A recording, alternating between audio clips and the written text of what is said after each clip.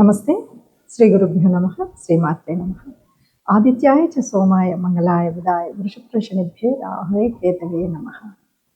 April మాసం మొదటి పక్షాన ఫలితాలు అంటే ఏప్రిల్ 1 నుండి 15వ తారీఖు వరకు మరి ఈ రాశి ఫలితాలు ఎలా ఉన్నాయో చూద్దాం. ప్రతి మాసంలో మనం మాస ఫలితాలు చెప్పుకోవాలా అంటే అవును, మొన్ననే ఉగాది సంవత్సర ఫలితాలు చెప్పుకున్నాం. అయినప్పటికీ కూడా గ్రహాలు కదులుతూనే ఉంటాయి. కదులుతున్న గ్రహాలతో పాటు మన రాశికి అనుగుణంగా మారుతున్న గ్రహాల ప్రభావం ఎంతో కొంత అలా మారుతూనే వస్తుంది. కాబట్టి ఆ మారుతున్న గ్రహాల యొక్క ఆ శక్తి ప్రభావం మన రాశి మీద పడ్డప్పుడు ఎలా ఉంటుంది అన్నది తెలుసుకోవడం కోసం చేసే ప్రయత్నమే ఈ మనం చెప్పుకునేటువంటి మాస ఫలితాలు అవ్వచ్చు, పక్ష ఫలితాలు అవ్వచ్చు. సరే, ఈ మాసానికి కనుక మనం చూసుకున్నట్టయితే ముఖ్యంగా ఈ మాసంలో ముఖ్యమైనటువంటి గ్రహాలు ఏ రాశిలో ఉన్నాయి అన్నది ముందుగా చెప్పుకుంటే మేషరాశిలో శుక్రుడైతే ఉపస్థితంగా ఉన్నాడు. ఆ తర్వాత మిథునంలో గురువు, ఇక సింహంలో కేతు, ఇక కాకుండా మనం చూస్తే కుంభంలో రాహు, ఇక మీనంలో దాదాపు మిగిలినటువంటి గ్రహాలన్నీ మీనంలోనే కనబడతాయి. అవి రవి, బుధుడు, కుజుడు, శని, ఈ 4 గ్రహాలు కూడా మనకు కనిపిస్తాయి. చంద్రుడు 2.5 రోజులకు ఒక రాశి చొప్పున కదులుతూ ఉంటాడు.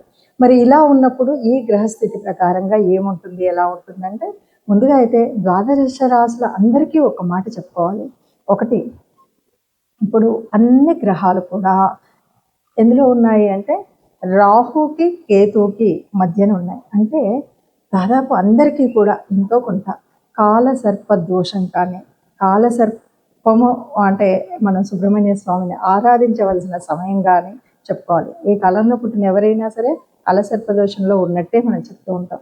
దానికి అధిదేవత అయినటువంటి సుబ్రహ్మణ్య స్వామిని ఆరాధించడం అనేటువంటిది ముఖ్యమైనదిగా చెప్తాం. మరి ఇప్పుడు ఏప్రిల్ మాసం నుండి కొంతకాలం వరకు ఈ కాలసర్ప దోషంలో అందరూ దాదాపు అన్ని రాశుల వారు ఆ కాలసర్ప దోషంలో ఉన్నట్టే లెక్క.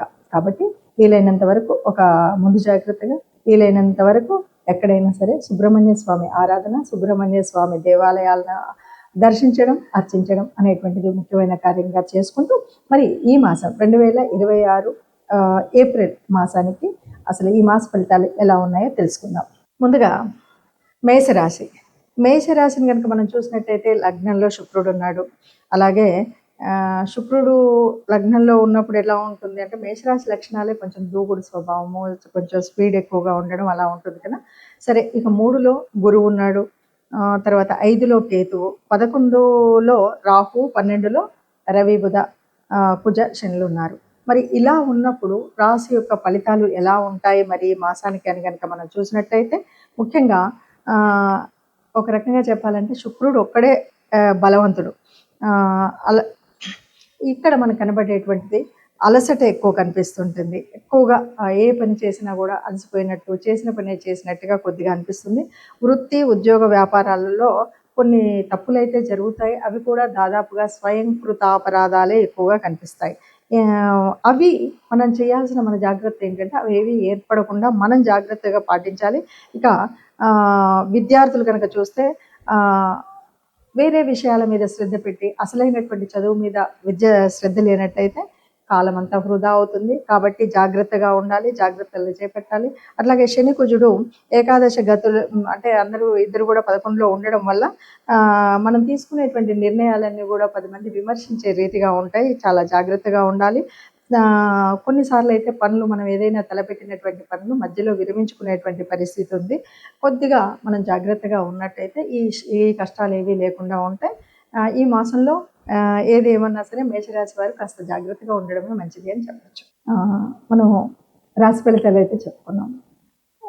ప్రతి సంవత్సరం చెప్పుకున్నట్టుగా, ప్రతి మాసం చెప్పుకున్నట్టుగా మాస ఫలితాలు చెప్పుకుంటూ ఉన్నప్పుడు కొన్నిసార్లు చెప్పిందే చెప్పినట్టుగా, మొన్న విన్నదే ఇప్పుడు విన్నట్టుగా అనిపిస్తూ ఉంటుంది. దానికి కారణం ఏంటంటే అన్ని గ్రహాలు తిరగవు కదా. కొన్ని గ్రహాలు మాత్రమే కదులుతూ ఉంటాయి. ఆ గ్రహాలు వాటి యొక్క భావం అనేటువంటిది, ప్రభావం అనేది అన్నింటి మీద ఒకలా ఉండదు. ఇంకొకటి ఏంటంటే దాదాపుగా మనకు ఈ కనిపిస్తున్నటువంటి ఈ తిరుగుతున్నటువంటి సమయంలో కనిపించేటువంటి గ్రహాల స్థితి ఒకవైపు ఉంటే, జన్మ జాతకంలో ఉన్నటువంటి మన కుండల్ని బట్టి ఉండేటువంటి గ్రహాల స్థితి వేరుగా ఉంటుంది. అలాంటప్పుడు అంతేకాదు దశ, అంతర్దశ నడుస్తున్నటువంటి సమయం, అదే కాదు మనకు మన రాశిలో ఉన్నటువంటి ఏ ఏ యోగించే గ్రహాలు ఉన్నాయి, ఏవి లేవు, వీటన్నింటిని బట్టి ఆధారంగా ఉంటుంది. కాబట్టి మనకు ఒక్కొక్కసారి కొన్ని ఫలితాలు నిజం 100% అలాగే ఉంది అనిపించవచ్చు, కొన్నిసార్లు అంతగా కలవట్లేదు అని అనిపించవచ్చు. వీటన్నింటికి మనకు ప్రత్యేకంగా కావాలి అన్నప్పుడు మాత్రం ప్రత్యేకంగా జన్మకుండలి ద్వారా మనం తెలుసుకోవడం అనేటువంటిది ఉత్తమమైనటువంటి పద్ధతి. అయితే సహజంగా మామూలుగా మనం ఏప్రిల్ మాసానికి ఏదో చిన్న చిన్న పనులు చేసుకోవచ్చు అన్నప్పుడు దీన్ని చూసుకుంటే గోచార రీత్యా ఎలా ఉందో తెలుసుకుంటే సరిపోతుంది. ఇక మరి ఇలా తెలుసుకున్నా ఏం చేసినా ఏదైనా సరే దేవతా అనుగ్రహం ఉండాలి. అలాగే గ్రహాల యొక్క అనుకూలత లేనప్పుడు ఆ గ్రహాలు మనకు అనుకూలించే విధంగా గ్రహాల యొక్క ప్రార్థన కూడా ఉండాలి. మరి అలాగా మనకి ఇప్పుడు ఏ దేవత ఆరాధన ముఖ్యంగా ఉంటుంది అంటే, చైత్రమాసము వైశాఖ మాసం వరకు కూడా మనము ముఖ్యంగా రాముణ్ణి, హనుమంతుడిని అంటే విష్ణు సంబంధిత దేవతల్ని కొలవడం అనేటువంటి ఒక పద్ధతి.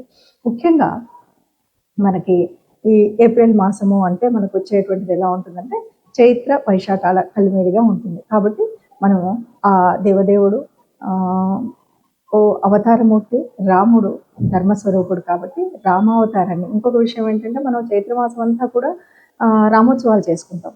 వైశాఖం వచ్చేసరికి సీతానవమి చేసుకుంటాం. అంటే ఈ రెండి మధ్యలో ఉన్నటువంటి ఆ ప్రకృతి పరమాత్మ తత్వాన్ని మనం పూజ చేస్తాం. కాబట్టి ఆది పురుషుల్లాగా మనకు మార్గదర్శనం చేసినటువంటి ఆ శ్రీరామచంద్రుడు యొక్క ఆరాధన, లేకపోతే ఆ శ్రీరామచంద్రుడు గుణగణాలని తెలుసుకుంటూ మనం ఆచరించేటువంటి ప్రయత్నం చేసినట్టయితే సకల విజయాలు కలుగుతాయని చెప్పొచ్చు. సరే, ఏదేమన్నా మనకి కొంతగా మనం చెప్పుకున్నటువంటి రాహు కేతుల మధ్యలో ఉంది కాబట్టి దీనివల్ల పొందేటువంటి దుష్ఫలితాలు ఉండకూడదు. కాబట్టి అలాగే సుబ్రహ్మణ్య స్వామి ఆరాధన కూడా చేయడం మంచిది.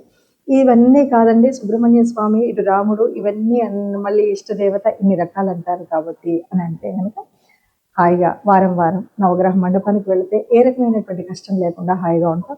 అన్నిటికీ మించి సర్వదేవతా నిలయమైనటువంటి గోమాత ఉంటుంది కాబట్టి గోగ్రాసం ఇవ్వడం లాంటిది, లేకపోతే బీద దిక్కి ఉన్నప్పుడు దానం చేయడం అనేటువంటి వాటిల్లో ఏది మనకు వీలు అనిపిస్తే, ఏది సులువు అనిపిస్తే దాన్ని పద్ధతిని పాటించినట్టయితే ఎంత గ్రహాల యొక్క కలయిక కానీ, గ్రహాల యొక్క తీరు ఎలా ఉన్నా మనకి ఏ ఇబ్బంది కలగకుండా హాయిగా శుభంగా మనం బయటికి రాగలిగేటువంటి పరిస్థితి ఉంటుంది.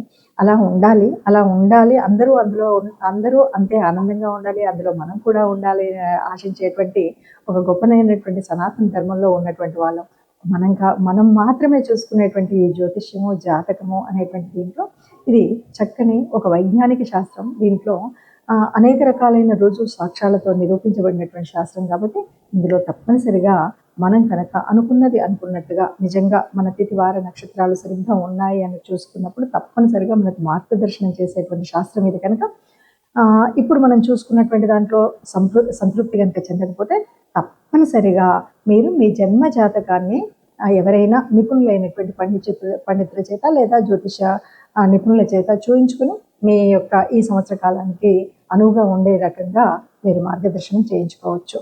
శుభం.